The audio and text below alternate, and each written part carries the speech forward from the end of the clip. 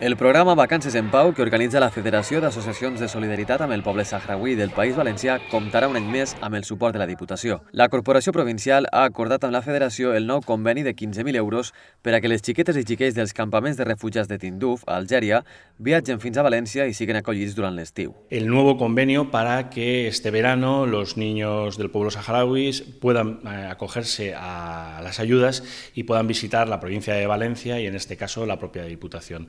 Va a ser un convenio de 15.000 euros, como todos los años. Está prevista la acogida de unos 30 niños, 20 y pico, 30 niños en lo que es la provincia de Valencia. El programa Vacances en Pau ofereix a aquests xiquets un període de descans i desenvolupament personal amb famílies valencianes. Aquest projecte, a més, treballa també la tolerància i la interculturalitat entre la societat saharaui i la valenciana. Billetes, mochila, seguro, todo lo que conlleva, pues ya no solamente traerlo, sino hay una serie de gastos que lleva el programa que puede suplir los 15.000 euros de convenio con la Diputación. Enguany s'inclouran en total 163 xiquets a les províncies de València i Castelló i, com cada any, se'ls farà un seguiment personal tant de la seva salut com de la integració en la nova família d'acollida.